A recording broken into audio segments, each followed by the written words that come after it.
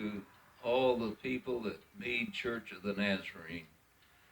We spent some of the best years of our life, 10 years in fact, as pastor of the Meade Church of the Nazarene, and still have wonderful, wonderful friends there. That was a place where Larry Clausen's baby started calling me Preach as I visited him in the nursery. And from then on, I was known as Preach to that congregation.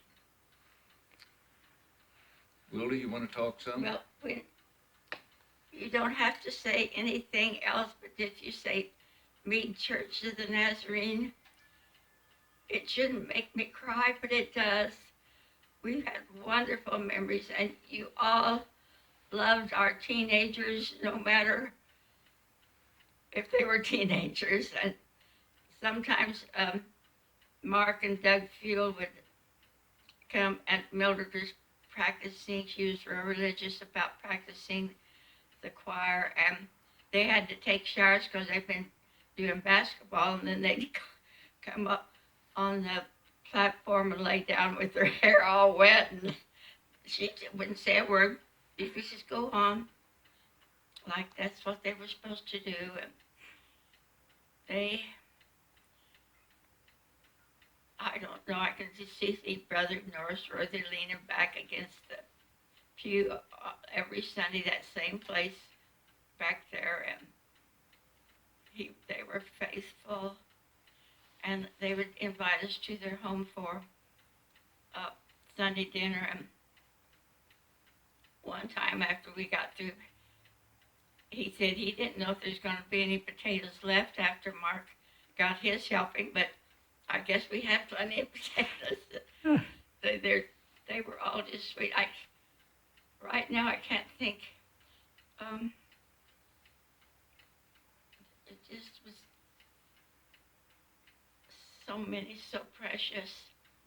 I'd love to say every name to everyone, and I remember the trio that was so pretty with the three that sang, and I think the one passed away. I think her name was Ginger. She wasn't of the church. And and we took our little choir. We took our little choir to district assembly, and they won first place. And children's choir. Were we ever happy? We tried not to be too high-hatted or anything. No, I'm just teasing. But it was, and I think that the song that we sang was Down by the creek bank by the old holler log. And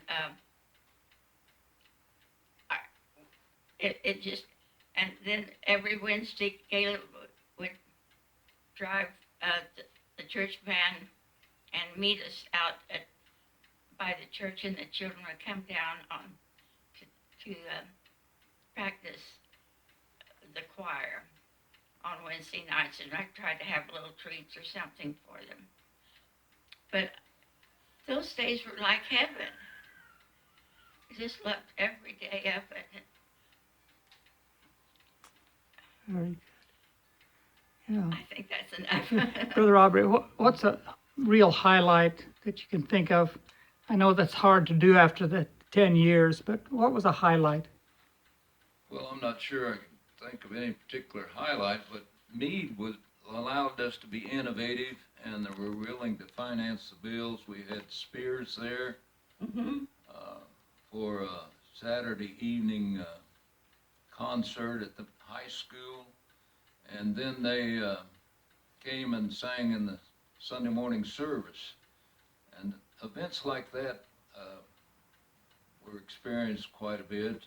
We always had wonderful evangelists and song leaders, or song evangelists as well as evangelists, and had good meetings. I remember one of the meetings was with, now I can't think of his name, from Africa. Smelsenbaugh? Smelsenbaugh. And Elmer preached for about 10 days, and we had people coming to church from every church in the community for that revival. He was a wonderful speaker. And such events like that were just good experiences that were good for the community and good for us too. So any other thing you want to say to them before we wrap it up? Well, we trust these are good days for you. Yeah. We're thankful for Pastor Ron here that came and interviewed us, and Thank you. we're just praying that Meade will have a good time during these days of celebrating the century-old church. Just one more thing. That's when SALT was organized. And they had, what's her name that plays the piano? I can't think. Trish? Chris, she could play for them, and they traveled to few churches, different places. And they could really harmonize, and it was good. Mm-hmm. We were real proud of them. Good. Well, thank you so very much. Oh. Yeah. I don't want to see what this looks like, but